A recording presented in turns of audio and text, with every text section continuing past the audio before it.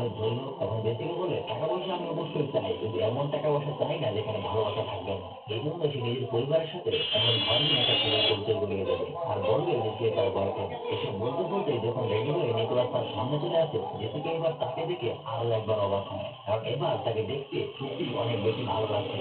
Jessica নিজেও বিশ্বাস করতে পারছিল না যে আসলে সে রাস্তায় পড়ে থাকতো। তাকে বিষয়গুলো বুঝিয়ে সে নিজের পরিবারের সাথে দেখা করতে নিয়ে যায়, কিন্তু গিয়ে জেসিকা দেখতে পায় তার বাবা মা সেই বড় লোকের ছেলেটাকে এখানে জেসিকার সাথে দেখা করাতে নিয়ে এসেছে। আসলে এইটা হলো জেসিকার বাবার বসের ছেলে, আর জেসিকাকে সে খুবই পছন্দ করে। কিন্তু যখন জেসিকা তাকে আবার নিষেধ করে দেয়, তখন সে তাকে ব্ল্যাকমেইল করতে শুরু করে। সে বলে, আমি যদি একবার আমার বাবাকে বলি তাহলে সে তোমার বাবাকে লাথি দিয়ে চাকরি থেকে বের করে দেবে, তাই সময় থাকতে বাড়ি হয়ে যাও। ঠিক তখনই নিকোলাস সেখানে চলে আসে, আর হঠাৎ সেখানে নিকোলাসকে দেখে সে বড় লোকের ছেলে অবাক হয়ে যায়। সে নিকোলাসকে প্রেম বলে বারবার ফোন দিতে থাকে। সে তার সাথে এমন ভাবে কথা বলতে শুরু করে কিন্তু নিকোলাস বুঝতে বড় মাপের ছেলে, সে বাবা কেন সে জেসিকা তার বয়ফ্রেন্ড।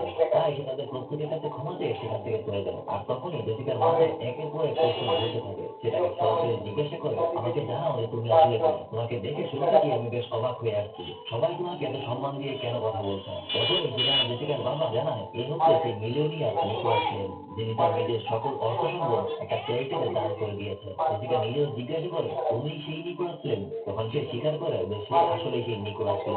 সে জানায় যখন তার অনেক টাকা পয়সা ছিল তখন সে বুঝতে পেরেছিল তার পরিবার, আত্মীয় স্বজন সবাই শুধুমাত্র তার সম্পদকে ভালোবাসে, তাকে নয়। এমনকি তার বাবা মাও তার দিক থেকে মনোযোগ সরিয়ে তার টাকার দিকে মনোযোগ দিতে শুরু করে। আর জীবনে কিছু জায়গায় ধোকা খাওয়ার পর সে তার সকল টাকা পয়সা একটা চ্যারিটি ফান্ডে দান করে দেয়। নিকোলাসের চিন্তা ভাবনা কিছুটা জেসিকার মতোই, যদি ভালোবাসা না থাকে তাহলে সেখানে টাকা পয়সার কোনো গুরুত্ব নেই। সেজন্য সে হয়েছিল ধনী আর রাস্তায় রাস্তায় ঘুরে বেড়ানোর এক ফকির। জেসিকা তাকে কিছু বলতেই যাবে, তখন নিকোলাস আবার তাকে বলতে শুরু করে, আজ আমি এমন একটা মানুষকে পেয়েছি যে কখনোই আমার সম্পদকে নয় বরং আমাকে ভালো।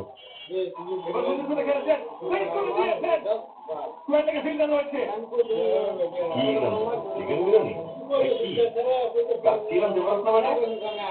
চিকেন বিরিয়ানি মানুষ খায়? কথা কইতেছি কানে শুনতে পাইতেছিস না কিছু? বেটা আমার চিনস না, না কথা কানে যেতেছে না, না কথা কই কথা বুঝছ না, বল কথা কইতে পারছ না? মনি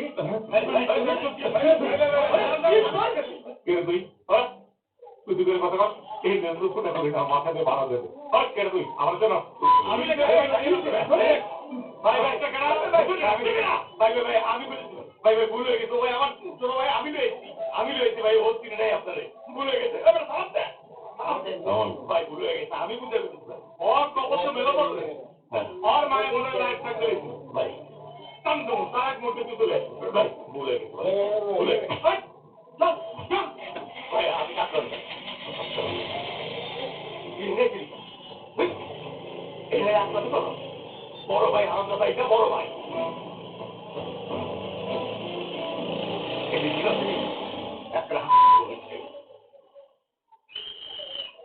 বন্ধুরা, আপনারা জানলে অবাক হবেন, হাই হিল প্রথমে পুরুষদের জন্য তৈরি করা হয়েছিল। আপনি কি জানেন পুলিশের পকেটের পাশে এই দড়ির মতো জিনিসটা কেন থাকে? আচ্ছা বলুন তো, সসপ্যানে এই আমার সাথে মামুনের যে ব্যক্তিগত সম্পর্কটা ছিল সেটা অলরেডি শেষ হয়ে গেছে। আল্লাহ কোথায়? আল্লাহ আরো চাবি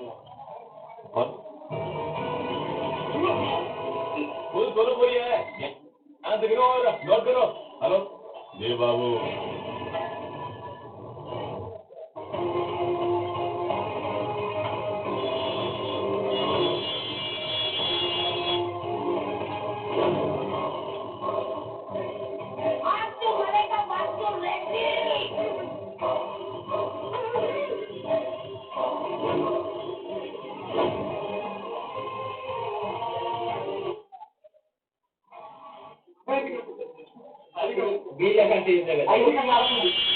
আমার বন্ধু না ওর গার্লফ্রেন্ডকে সারপ্রাইজ গিফট দিতে 10 বছর বিদেশ করত একটা 5 টাকার গাড়িতে একদম তো একটা সিটি হল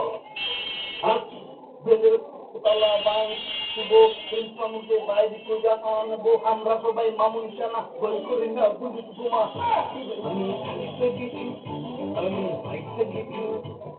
এই যে বিল্ডিংটা দেখছো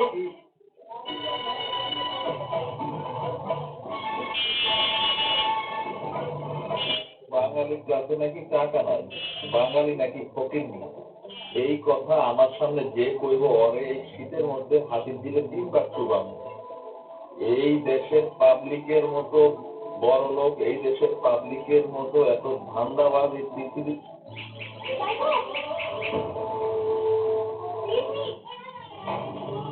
welcome mister Munna and mister. আসসালামু আলাইকুম প্রিয় দর্শক, আজকে আমরা একটা ভিডিও এডিটিং শিখব। গতকালকে আমার ফেসবুক পেজে একটা ভিডিও আপলোড করেছিলাম। সেই ভিডিওটা হচ্ছে দাম জিজ্ঞেস করতে গেলে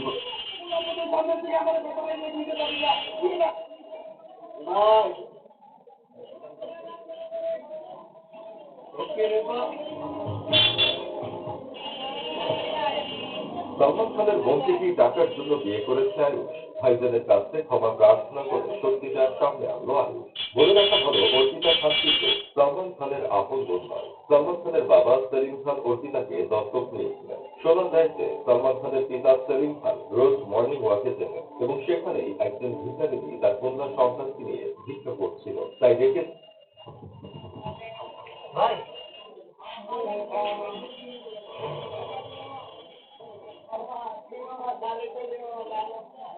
গতরাতে বাংলাদেশের ঢাকার তেজ দাওয়ে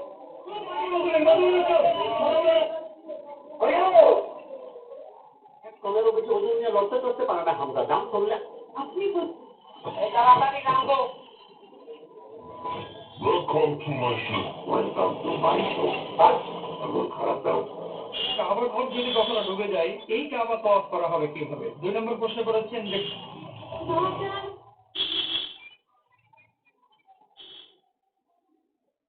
কি করছো বাচ্চারা রে? শুধু মায়েরা ফেলাই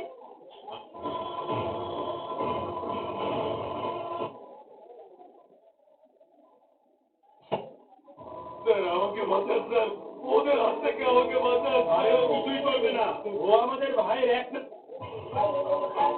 এই মুরব্বীটা পুরুষ জাতিকে আরো একদম সম্মান বাড়িয়ে দিলেন। এটা দিলে বাতাস যাতে কম ঢুকে, এই জন্য আমি একটা গরু ঘরে পর্দা দিই।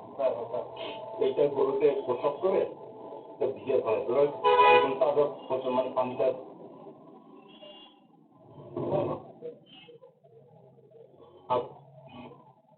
জাদু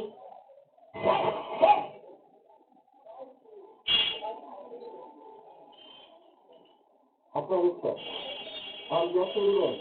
আচ্ছা আপনি তো এখানে উপরের লেখাটা দেখছেন তাই না? যে উপরের লেখা 2 ঘন্টা দাম করছেন, এই বক্সের নিচে আরেকটা লেখা আছে, আপনি যেটা দেখছেন দেখেন তো এটা কি লেখা একটু পড়েন তো জোরে বলুন। 100 টাকা দাম করিলে ঈদের শপিং ফি। তাহলে আপনি কত টাকা দাম করছেন?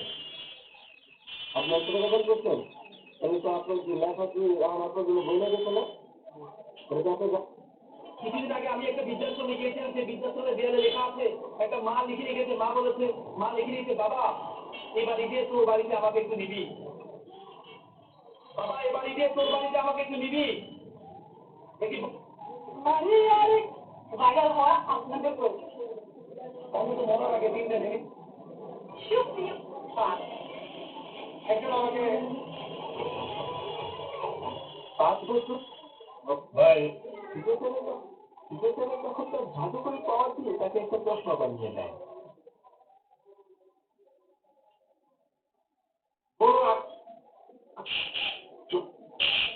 আর কেমনি বুঝবেন?